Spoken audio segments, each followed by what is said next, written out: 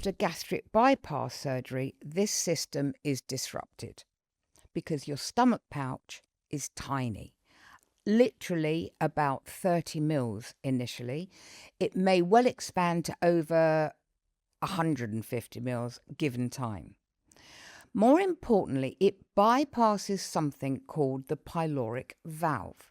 And this is like a muscular gate that normally controls how fast food leaves your stomach.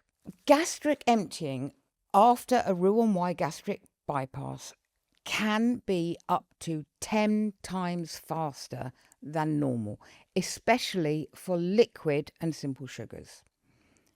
10 times faster. That means food that should take 30 minutes to enter your small intestine arrives in 3 minutes. And when this partially digested, high sugar food suddenly floods your small intestine, several things happen simultaneously. First, osmotic shift. Yep, that was a new one for me as well. But sugar is osmotically active, which means it pulls fluid from your bloodstream into your intestine to dilute it. Now, bear with me here, guys, because this is a really, really long word, right? But a study in neurogastroenterology, wow, I knew I'd get it wrong. Neurogastroenterology and motility used imaging to show that the small intestine can swell significantly during dumping episodes as the fluid rushes in. And this fluid shift causes bloating and abdominal cramping, and your intestines literally stretch. As a result, you get intense intestinal contractions. Stomach aches to you and me, but really bad. Now, second of all is the hormone release. Your intestine detects this sudden glucose load and panic releases several hormones. GLP-1 we've all heard of, glucagon-like peptide 1, which slows down digestion but also causes nausea. PYY is a peptide YY. Now that signals fullness, but it also causes discomfort. Another hormone, serotonin, this increases intestinal motility, which we translate to diarrhea. Vasoactive intestinal peptide, forgive me because I know it sounds like I'm getting technical. I'm trying not to, but I want us to understand what really happens. This dilates our blood vessels. And research from the King's College in London, published in 2018, showed that GLP-1 levels in gastric bypass patients can increase by 10 to 20-fold after a sugary meal compared to pre-surgery levels. Now that's not a small increase. That is quite literally a hormonal tsunami.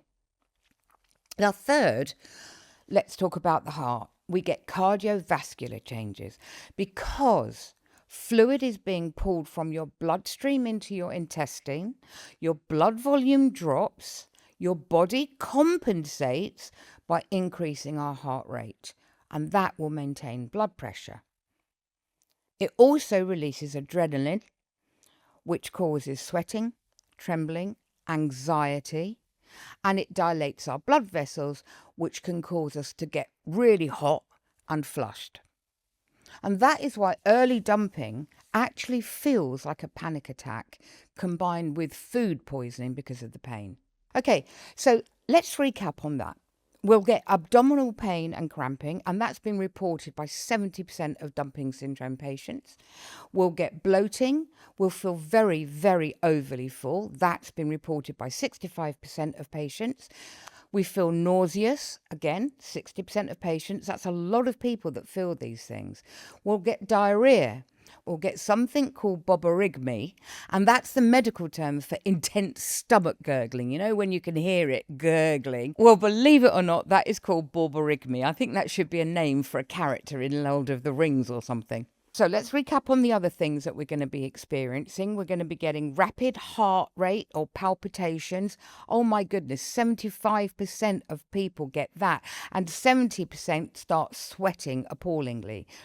60% of us will get dizziness and lightheadedness. 50% of us will feel very, very flush. And over half, 55%, get this intense fatigue and weakness, and we need to lie down. I know that I get all of that because I get it really severely. Now, not everyone experiences all of these symptoms. Some people might just get abdominal cramps. Others might get the full heart palpitations. But the common thread, it's intensely unpleasant and it happens fast. Most patients tell me that their symptoms they kind of start between 10 and 30 minutes after they've eaten the trigger food. Then what happens is they peak at 20 to 40 minutes and they gradually start to ease and get better, anything up to the next 60 minutes. So if you are experiencing, you're looking about an hour of feeling absolutely terrible. And honestly, unfortunately, the only thing you can do is give it time and go and lie down. There really is nothing. You can't take anything. You just got to go and lie down and let it pass. I mean, the weird thing, and it sometimes is controversial, and this is what I was told, which is why I felt like I was doing something wrong, is that some bariatric surgeons actually view dumping syndrome as a beneficial side effect. And the logic behind that, if eating sugar makes you violently ill, you'll stop eating sugar. It's that kind of negative enforcement, behavioural modification through physical consequences. Oh, if only it was that easy. Some people do find it helpful for weight loss because they will react in that way. It will discourage them from unhealthy food choices.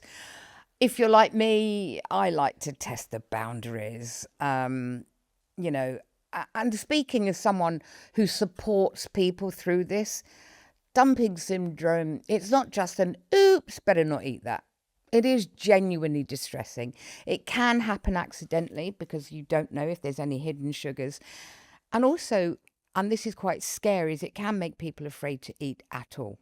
So while it might technically work as a deterrent, it's not exactly a pleasant teaching method. It's not one that I particularly condone. The goal should be understanding your new body and making informed choices, not living in fear of our next meal.